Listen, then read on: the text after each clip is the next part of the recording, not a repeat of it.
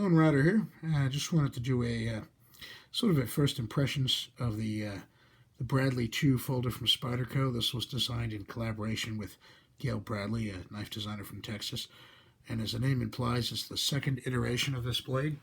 Um, First one had a slightly shorter blade, slightly less streamlined around the opening hole, and was a little thicker and more robust. It had a thicker liner, thicker lock bar, etc. This, of course, is a liner lock, and it's made with M4 steel. So that's a tool steel. That's not a stainless steel, as is normally used in Spyderco's knives, whether you're talking VG10 or something like the S30V used in like the Para 2 here, or even the S35 VN, as you sometimes see on the native knives, for example. So this can oxidize if you're not careful, but if you take care of it, you should be fine. However, it has one interesting feature, which is it holds an edge and it cuts incredibly well. This is one of those knives that's just a joy to use, and I mean, it push cuts paper. You can't get any better than that. I mean, a lot of knives can push cut paper, but this does it really smooth. Actually, not all knives can, right? You know, and they achieve that mainly because not only the steel they're using, but it's apparently very thin behind the edge as well. The hollow grind gives you a thicker and more robust spine all the way down, but it allows you to have that. So the back of the knife, if you compare it to a full flat grind blade like this Para 2, the spine is thicker on the Bradley, but it's still very, very thin behind the edge. And this thing just it's a cutting beast. It really wants to cut. Now, overall length, I have the Para 2 out here for a reason. They're not dissimilar knives in size, as you can see. The Bradley actually has a slightly longer blade and more flat on the blade, whereas the Para 2 has more belly. But the Bradley has a much more streamlined, almost I hesitate to say elegant, but a much more streamlined design. Because it is it's a liner lock, and the way it's designed, it's completely symmetrical except for the way you choose to put the pocket clip. This side is identical to this side up here. Yes, the hole is slightly obscured, but it's obscured equally on both sides, and it's not enough to prevent you from flicking the knife open, or in fact from opening it with the hole like so. Now the lock mechanism, because there is no asymmetrical cutout on the other side, people have talked about this as being difficult to open. Apparently that's actually a feature, not a defect or an oversight. The idea was that if you have the knife in hand and you're cutting something where you have to twist, that you won't actually apply pressure to the liner lock. I've never had that happen using a regular liner lock, but I mean, it's kind of nice that they did that. That said, does it make it more difficult to open? Not really. It's just you just have to get your finger in there more. But it's still it's still fairly easy to open. It's still fairly easy to close. I guess until you get the hang of it, it might be you might have a bit of a sore thumb, but the knife wasn't designed for somebody to sit there, watching TV and flick it back and forth like there's some kind of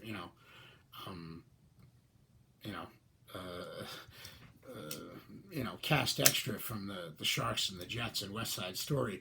The knife was intended to you open it, it locks up, you use it to cut, you close it, and you put it away. It wasn't, in other words, it wasn't intended to be something that you play with. It was intended to be a tool. Now, I understand because this is a fairly high-end knife, people who buy it are going to want to maybe fool around with it, But the thing is that it is a tool, first and foremost. It's a very high-quality tool. It's not cheap by any means, but it's it's a tool. It's not designed for you to play with. So if the lock isn't very user friendly in the sense of opening and closing repeatedly, that's by design, right? Nevertheless, I got used to it pretty quick, and there you go. And I'm a lefty. All right, liner locks are not designed with lefties in mind. So if I can do this, you can do this. It's not that hard. Now there's not a lot of texturing on this knife. The finger grooves are very shallow, and you see there's one here, and then there's a little bit there. It fits nicely in the hand, but it doesn't have any really aggressive texturing or jimping. There is a little bit of texturing back here. It's not that much. It's just almost just enough to remind you, like, that's where you put your thumb. Although you don't really need to be reminded of that. The thumb sort of sits there very naturally. But you compare that to something like the Para 2, where you've got this very aggressive texturing on the liners, and then it extends to the back of the blade, and there's some on the front here, and the finger grooves are much more cut out and scalloped. This is a very different. This is almost more of a traditional looking knife, despite the fact that they use carbon fiber. That to me is one of the things that's really cool about this. Obviously, it has, there's something to be said for its performance. The steel cuts really good. Apparently, it holds an edge very well too. This is still fairly new to me. I've only had this for a little less than a week. So, but the steel is a good steel. One of the best steels. If you ignore the fact that it's a non-stainless steel. The overall aesthetics of the knife, though, although this was designed as a tool, it's a very aesthetically pleasing tool. This is a knife that you look at it and it's like, wow, that's slick. Wow, that's really well designed. Wow, that just looks cool, right? It's it's kind of like kind of like when you're looking at a vintage a vintage steel road racing bike from the 70s, a Bianchi or something, or a Kamago, and you're looking at it and you're like, that's very functional, but it's also incredibly pleasing to the eye. This has that effect, and the two things come together. It's not just a knife that's very easy to use, very ergonomic, very secure lockup, absolutely no blade play, and in a steel that is, designed to cut. And again, with a blade that is a very, very strong, very, a robust spine, but very little material behind the edge. This thing is perfect in that sense. The functionality comes together with the aesthetics, and it's you can't go wrong with one of these. Now that said, if you're like me and you sweat a lot, this might not be the best thing to carry when you're, let's say riding your bike, or if you're working outside in the rain. That's why they make other knives, whether something like the Para 2 or one of the H1 rustproof salt series or something like that. But if you're not worried about the corrosion, and this apparently isn't as bad as some people say. If you take care of it, apparently it's very it doesn't need a lot of babying, but you do have to keep in mind it is not a stainless steel. But as far as a functional knife that's that's a joy to handle, that's really pleasant to look at, and that's just perfectly shaped for the hand and for the task you need to do with it, and made with a steel that's just really suited to cutting. You can't go wrong with this. Now, it is made in Taichung, Taiwan, which is where a lot of the really high-end Spydercos are made. And it is not cheap. You're looking at between $130 and $150 something, depending on where you buy these, brick and mortar store, where you get it online, etc. In contrast, something like this is going to be maybe $130. So, and this is lighter. This has a easier to use lock, and it is a stainless steel. But this is just I don't know how to describe it. It's almost like a work of art. Right? It's one of those. Like I said, you can compare it to a vintage road bike from the the classic era. You can compare it to a fine Swiss watch, and there is something to be said for the fit and finish of these Tai Chung um, Spydercos. I like the Made in America ones, the Golden Colorado Spydercos, and I can't fault their fit and finish. They're just pretty darn good. But when you pick up one of these, it literally is like handling a really expensive Swiss watch, and the everything just fits together so smoothly. And this, you know, um, if this is like an Omega, then this is like a Rolex or an IWC or a Breitling. That's the only way I can describe it.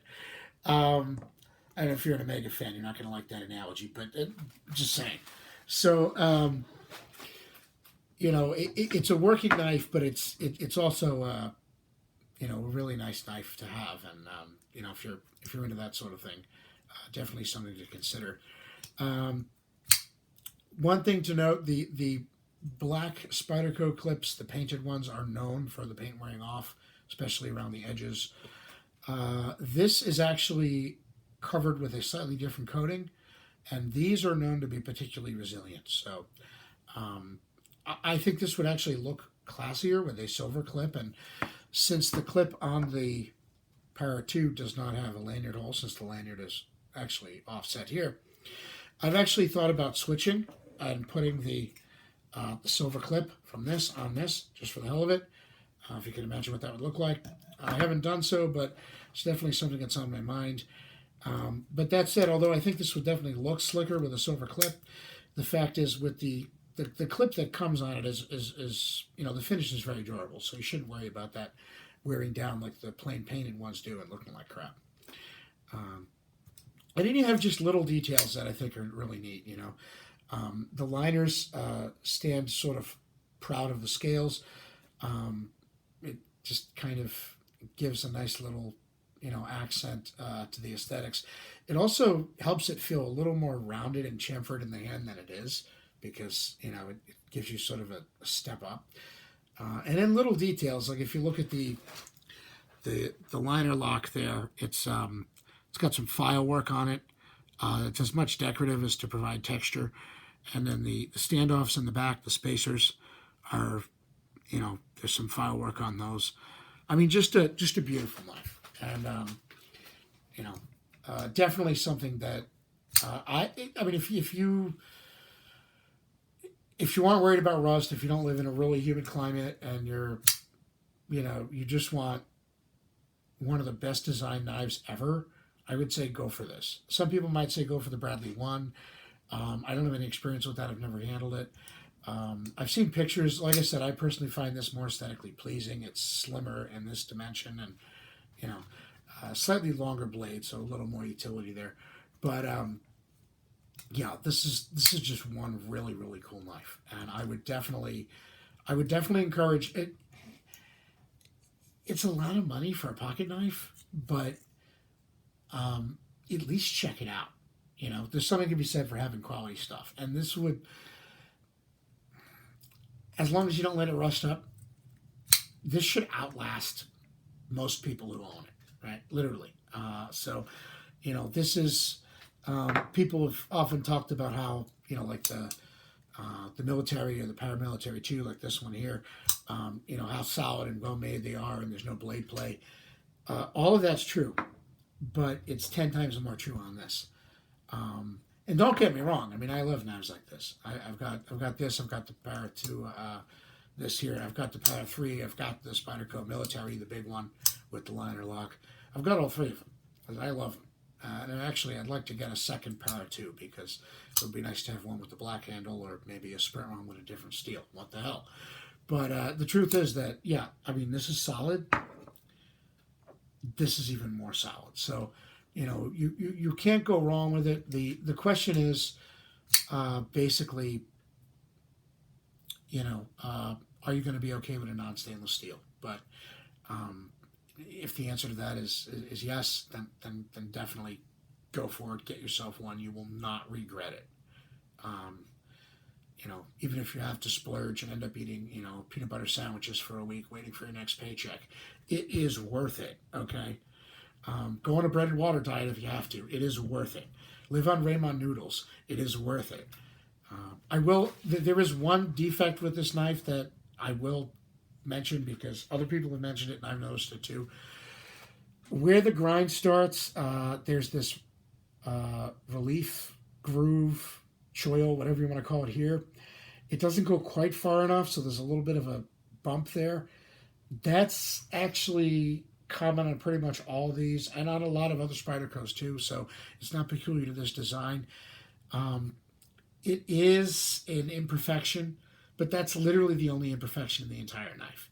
And that's something that somebody could just easily sharpen down if they were so inclined. I'm not good at sharpening, so I don't want to try that. I don't want to ruin the way the blade is. But that's just something to think about, that little bitty bump right there, if you can see it. That this little sort of semicircular cutout should extend like a millimeter or two further to eliminate that. But that's literally the only thing wrong with this knife, and it's like I said, if you're good at sharpening, it's something that anybody can fix. I'm not good at sharpening. I don't want to ruin the knife. I'm willing to live with that because the rest of the knife is just so awesome. So consider getting your hands on one of these. It's definitely worth it. You will not regret it. And there you go. That's the Gale Bradley 2 Lone Rider out.